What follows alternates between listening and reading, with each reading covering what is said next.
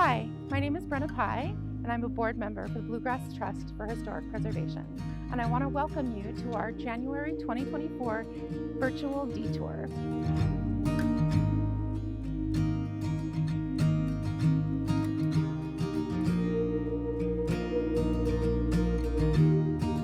The popular mythos around John Wesley Hunt is as the first millionaire west of the Alleghenies. What is not discussed is how he became the first millionaire west of the Alleghenies. The Digital Access Project, which is a collaboration between the Fayette County Clerk's Office and the University of Kentucky, is uncovering the history of John Wesley Hunt and the history of Hopemont.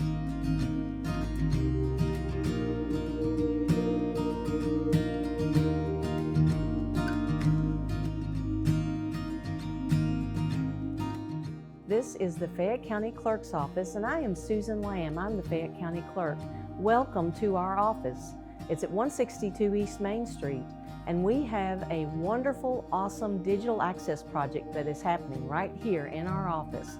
What's exciting is we have a digital access project that we have a partnership with University of Kentucky, where we have digitized over 77,000 records that date from 1700 to 1865. We're excited to take you into our Land Records Department to show you the process for digitizing our records.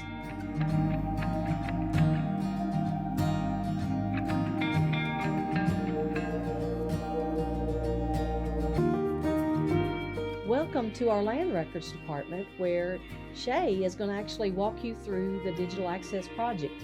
Now I turn it over to Shay. Shay?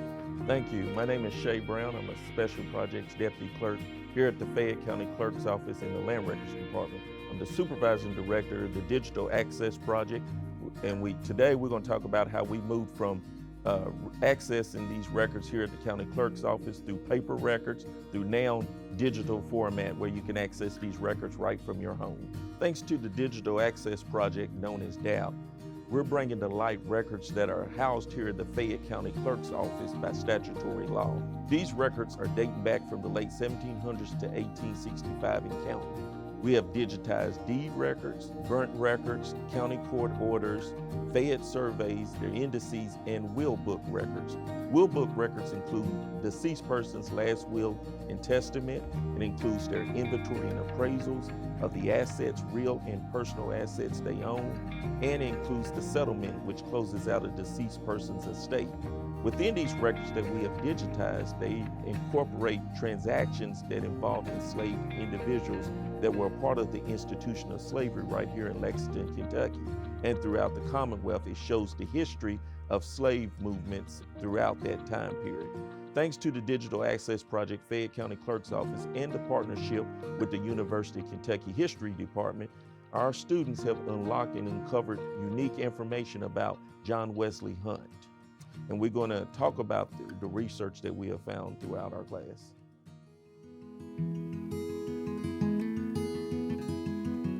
The Digital Access Project has the privilege of partnering up with the University of Kentucky History class. Through this partnership, we have a class called the Slave Records class, in which I have the opportunity to co-instruct this class with Dr. Catherine Newfont.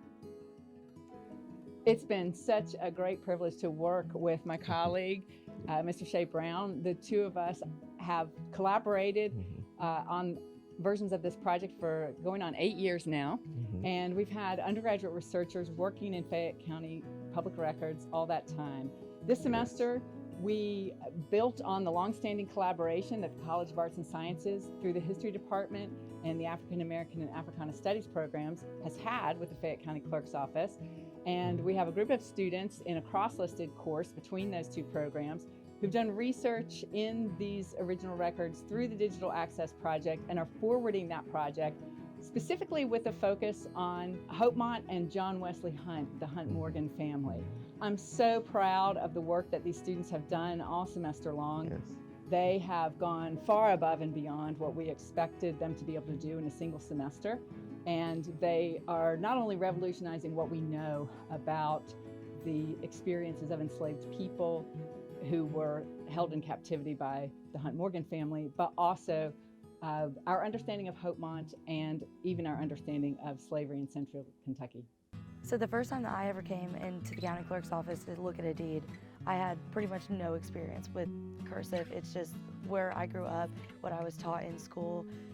I only learned how to write my first name in cursive. So especially coming in, reading these deeds where we have the 3 C's, cursive, clerk, and colonial, because every clerk writes differently and the colonial styles can differentiate depending on which book you're looking on. It can be very discouraging, and it's important to know that you will get the hang of it, and just because you don't understand it first doesn't mean that moving forward you can't still learn and understand the situation. Now, one of the strategies we use to associate all of these words and phrases together to make them legible in 21st century days is something we call word association. Now, word association is a very interesting strategy we use where we take a look at words that we can legibly define and we can see as eligible. Then we take a look at words that may not be as legible, and we combine that with a little bit of guesswork, but also a bit of association. For example, let's take a look at this 4th line here. It starts with an O and an R right here. However, due to perhaps an ink issue or a misspelling, this blot here may seem like a blot. But if you take a look, it may say ordered, or another word like that simply, because if you look at the words around the blot, you see OR and ED, which shows the amount of words that this could be, making the deciphering much easier. For instance, if you take a look at the bottom phrase here, ending in 1819, which is very clearly legible, you can use it. For example, this word may look like a bunch of, say, scribble or nonsense, but using word association and looking at the date of 1819, and seeing that the first letter of this word is clearly a capitalized A, you can make the assumption that this says April. And according to this, 23rd day, sealed this 23rd day of April 1819, therefore telling you how old this document is and the date that it was signed, helping you with your research. Using word association with these various phrases, you can find and decipher almost anything. Of course, you won't be able to decipher everything. There may be some issues with the ink, spelling, or other things that our technology or I simply can't fix. But thanks to word association, you can find the majority of the words on your own with enough time. Throughout the course, I loved doing hand transcription. I thought it was very challenging, but one of the main reasons I enjoyed it was because I could trace the lives of enslaved people.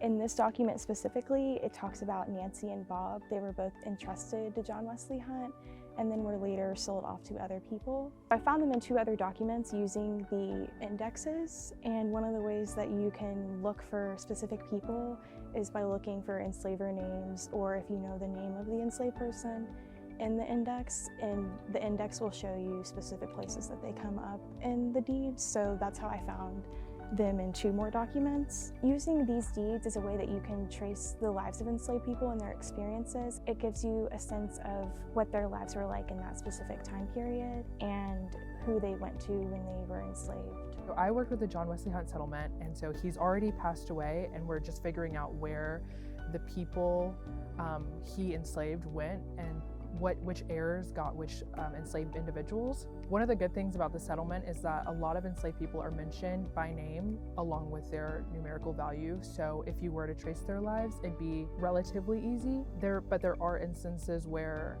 it just says house slaves or farm slaves. So it's harder to know which enslaved people are actually mentioned in those groups and where they actually went. So there's still a lot of work to be done. This is only one of 8 of his settlements, but from this we've already found where a whole bunch of enslaved people went, and specifically Henrietta Morgan, who inherited Hopemont. We know a lot of enslaved people that went to her and were still enslaved on the Hopemont property.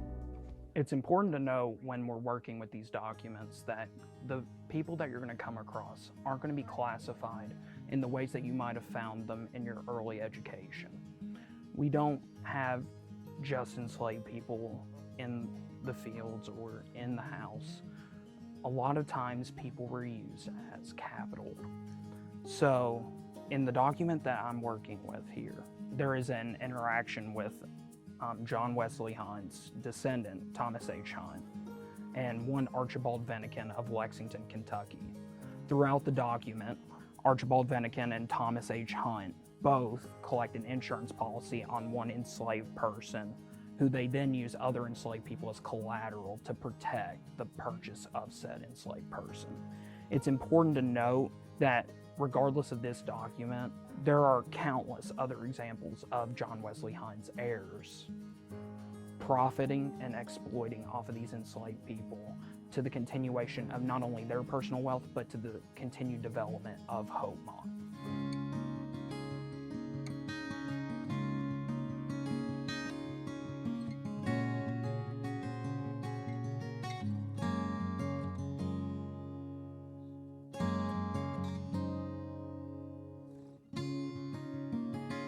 My name is Matt Straymark, and I'm the Education Archivist here at the University of Kentucky Special Collections Research Center.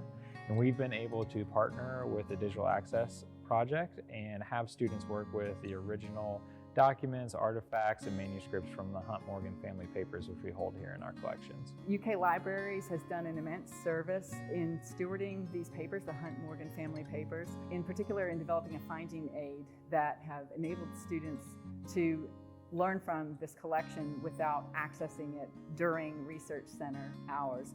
The Hunt Morgan family papers cast a lot of light on the history of Hopemont, partly because it's clear from John Wesley Hunt's business papers that the fortune he developed, the Kentucky's first millionaire fortune that enabled him to purchase Hopemont and to live there, was developed through enslaved people. I don't think any of us was really quite prepared for what we found in these papers.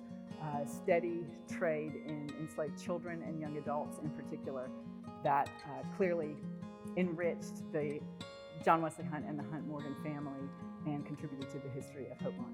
One of the projects we've been working on is the John Wesley Hunt family papers, and UKY Special Collections has put together a finding aid for us to go through. We have found names of enslaved individuals and any descriptive information we can find about them, and we put it in a slideshow presentation and a spreadsheet. That spreadsheet has found over 260 names, and we're hoping to forward the project to future people to find demographics for the people that John Wesley Hunt had enslaved, and any descriptions such as if they were over the age of 12, any age ranges, any genders, if there were any commonalities in enslavers that he traded to, which there are a couple of names that keep popping up. So this right here is actually a set of John Wesley Hunt's business papers. This is specifically box 5, folder 1, where we found the names of Humphrey, Lazarus, Henry, John, Christina, Nellie, Sophia, Lucy, Walker, Bill, Nicholas, Sonny,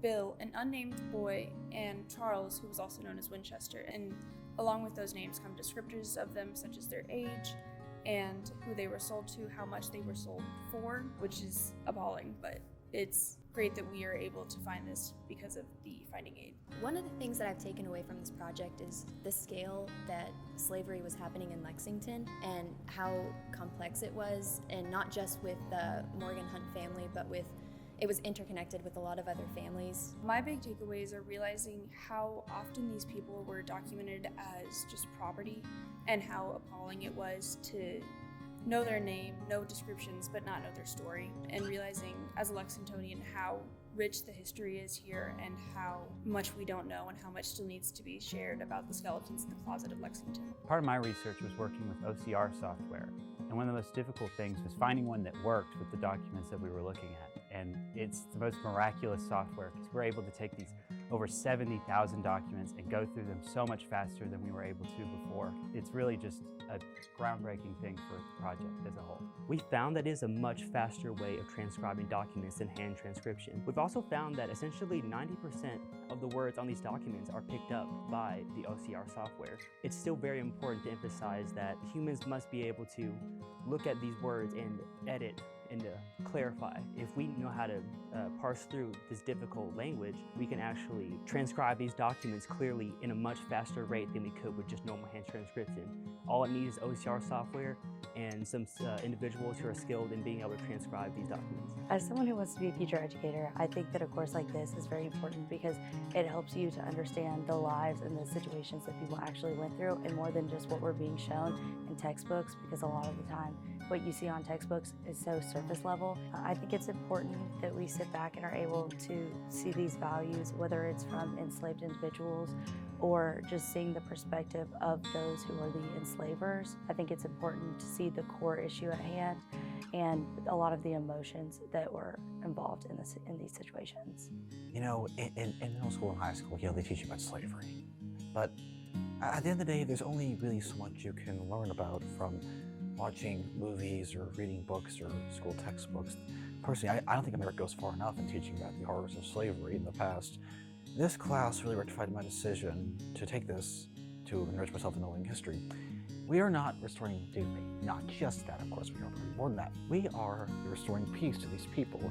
Every single name we find under an enslaver, we are giving them peace. They can truly rest, I believe, after we've found their names in these books, among other things, and shown that we can give them some respite after all this time. Doing this kind of work with the DAP project was super important for me, especially as someone who's lived in Lexington their whole life and might have ties to this kind of history, because one thing that we talk about a lot in the semester is the ways that doing our work, remembering enslaved names and bringing them to the forefront, we are able to bring back humanity and dignity to enslaved individuals, even though during their lifetime it was stripped from them. Coming into this project, I had honestly no idea what I was frankly going to be walking into.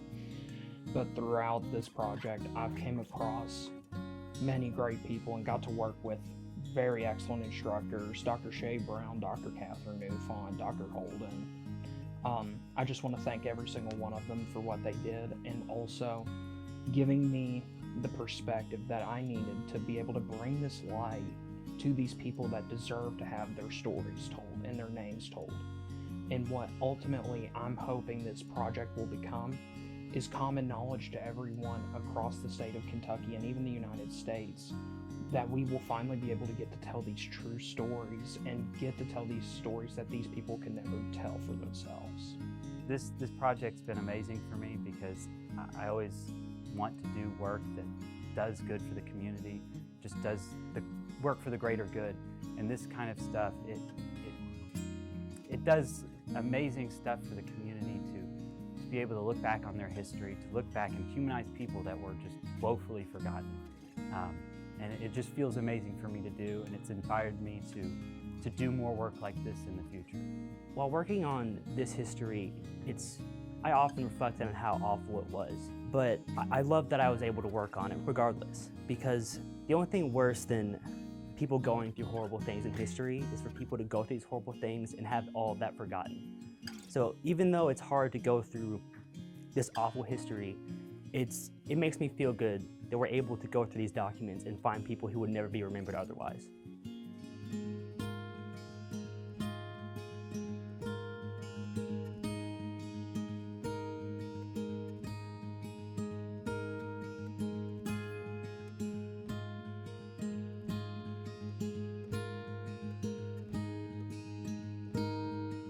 One of my favorite things about being on the faculty at the University of Kentucky is working with undergraduate researchers. And this semester, I was really blown away by the amazing work that these students did. Their perseverance, their collegiality, their innovation. I'm very proud of that. And I'm also grateful to them because I struggled all semester to square the beautiful name of Hopemont with the awful realities of history that we were discovering, the students were discovering through their research. And now, when I think about Hopemont, I'm able to add a new layer of history to that, remembering these students and the way they have offered me hope all semester long and demonstrated for me how we can create more positive histories moving forward. So for that, I'm really grateful.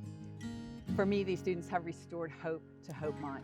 Hello, my name is Vanessa Holden, and I'm currently serving as the Director of African American and Africana Studies at the University of Kentucky, where I also direct the Central Kentucky Slavery Initiative, under which the DAP project is housed. I hope you've enjoyed spending time with my colleagues, Shay Brown and Kathy Newfont, as well as the many UK students who've contributed to the DAP project over the course of this past semester. The DAP project really represents the best of public and university partnership in delivering quality educational experiences to our students while also serving the greater community. DAP has succeeded in making over 77,000 individual pages of documents available free to the public. And through document studies like the one chronicled here today of Hopemont, we've been able to demonstrate how those documents can be used to enrich our understanding of local history that has national impact. Please take time to visit the DAP website and investigate more. And if you're interested in involvement, check out our links and contact us to hopefully become a part of this great effort. We hope you've enjoyed our virtual deTour digital access project, Uncovering Hopemont. For more information about the project, please follow the links below. Thank you for watching.